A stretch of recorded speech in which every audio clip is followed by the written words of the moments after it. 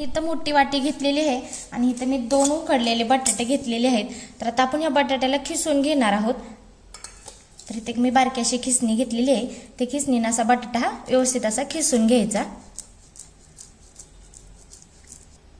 तर इथे बघू शकता मी दोन्ही पण बटाटे असे खिसून घेतलेले आहेत. खिसून घेतल्याने कसं गाठी ते वगैरे असे होतात नाही, मऊ होत नाही, म्हणून आपण छान असं खिसून घ्यायचं.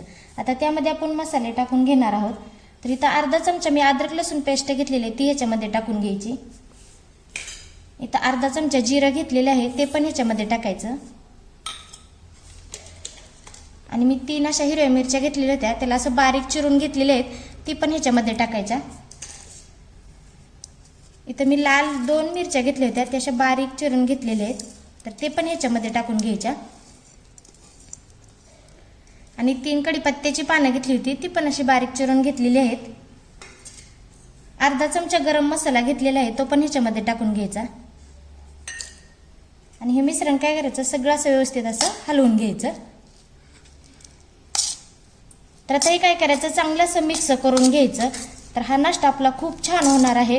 उकडलेल्या बटाट्यापासून मस्त अशी नवीन आपण नाश्ता करणार आहोत. खायला पण एकदम मस्त लागणार आहे. तर अशा पद्धतीनं तुम्ही हा नाश्ता केला ना तर खूपच छान लागणार आहे. आणि लहानांपासून मोठ्यांपर्यंत सर्वांना हा नाश्ता आवडणार आहे. तर कारण आपल्याला काय होतं, लहान मुलांच्या डब्याला द्यायचं असतं ना, तर अशा घाई गडबडीमध्ये आपल्याला होत नाही. तर हा झटकीपट बनणारा हा नाश्ता आहे. तर इथे बघू शकता आपलं बटाट्याचं मिश्रण छान असं तयार झालेलं आहे. तर आता आपण हे साईडला ठेवणार आहोत. तर इथे एक मी मोठी वाटी घेतलेली आहे, त्यामध्ये मी इथं गव्हाचं पीठ घेतलेलं आहे. तर 1 वाटी मी गव्हाचं पीठ घेतलेलं आहे, ते ह्याच्यामध्ये आपण टाकून घ्यायचं. आणि ह्या गव्हाच्या पिठाला मी स्वच्छ असं चाळून घेतलेलं आहे. आणि त्यामध्ये आपण थोडंसं पाणी ओतून घेणार आहोत. एकदम पाणी ओतायचं नाही, थोडं थोडं करूनच पाणी ओतायचं. आणि सर्व असं हे मिक्स करून घ्यायचं. तर हे मिश्रण आपल्याला मध्यम असं करून घ्यायचं, जास्त पातळ पण नाही आणि जास्त घट्ट पण नाही. तर इथं आपल्याला गाठी होऊन द्यायच्या नाही. जर गाठी व्हायला लागल्या थोडंसं पाणी टाकून हे मिक्स करून घ्यायचं. तर चांगलं ह्याला आता हलवून घेणार आहोत आपण. तर आता इथं बघू शकता मस्त आपण हे मिश्रण तयार करून घेतलेलं आहे. याला गाठी पण झालेल्या नाहीत. तर छान असं आपण मी हलवून घेतलेलं आहे. तर आता ह्याच्यामध्ये आपण काय करणार, थोडीशी हळद टाकून घ्यायची. अर्धा चमचा हळद टाकायची. आणि थोडीशी भरपूर अशी कोथिंबीर टाकायची. कोथिंबीरीने कसं छान चव पण येते. तर आता हे टाकल्यानंतर ह्याला मिक्स करून घ्यायचं.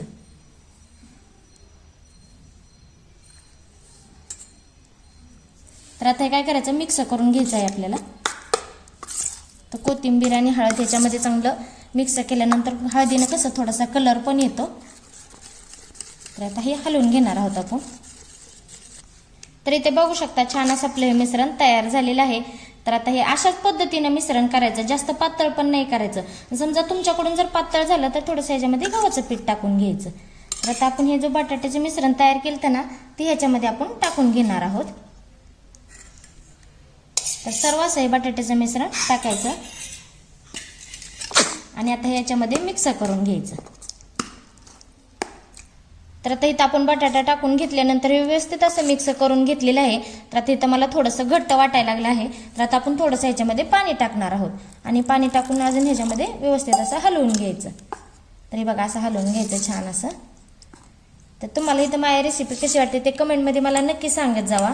कारण का तुम्हाला आणखीन अशा नवीन नवीन पद्धतीच्या मी रेसिपी तुम्हाला दाखवत जाईल. तर इथे बघू शकता अशा पद्धतीने हे मिश्रण तयार झालेलं आहे. आता ह्याच्यामध्ये आपण 2 चमचे बारीक रवा टाकून घेणार आहोत.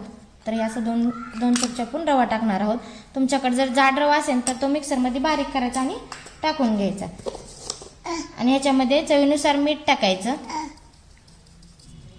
आणि थोडंसं तेल पण टाकून घ्यायचं, म्हणजे 1 चमचा तेल टाकायचं, म्हणजे नाश्ता आपला छान तयार होतो. आणि आता व्यवस्थित मिक्स करून घ्यायचं. तर इथे बघू शकता आपण रवा टाकून पण छान असं मिक्स करून घेतलेलं आहे.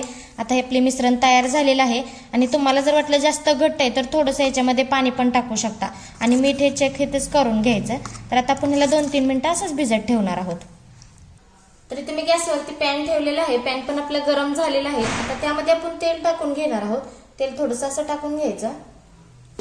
आणि उलण त्याच्या साह्याने असं पसरून घ्यायचं. तर असं छान असं पसरवल्यानंतर पण त्याच्यामध्ये हे मिश्रण आपलं छान असं तयार झालेलं आहे ते ह्याच्यामध्ये आपण सोडून घेणार आहोत. तर इथे एक पळी असं मिश्रण मी सोडलेलं आहे. तर असं गोल हे करून घ्यायचं. तर ह्याला मध्यम गॅसवरती छान असं शिजवून घ्यायचं. तर आपली खालची साईड चांगली अशी लालसर झालेली आहे. तर बघा हाताला पण चिटकत नाही, छान असा वरून पण वापरलेला आहे. तर आता आपण हे पलटी करून घेणार आहोत. तर बघा असं पलटी करून घ्यायचं आणि खालची पलटी केलेली साईड पण अशाच पद्धतीने भाजून घ्यायची. तर इथे बघू शकता आपलं दोन्ही साईडनी छान असं भाजून झालेलं आहे. तर आपण बाकीचं पण अशाच पद्धतीने आपण हे तयार करून घेणार आहोत. तर इथे बघू शकता मस्त आपला उकडलेल्या बटाट्यापासून पराठा तयार झालेला आहे. खायला पण एकदम मस्त लागणार आहे. तर इथे मी तुम्हाला एक तोडून दाखवते. तर इथे बघू शकता मस्त असा आपला पराठा तयार झालेला आहे. ही तुम्ही लहान मुलांच्या डब्याला पण हे देऊ शकता. तुम्हाला माझी रेसिपी कशी वाटते तर कमेंटमध्ये मला नक्की सांगा. चला तर मग भेटूया पुढच्या रेसिपीमध्ये. धन्यवाद.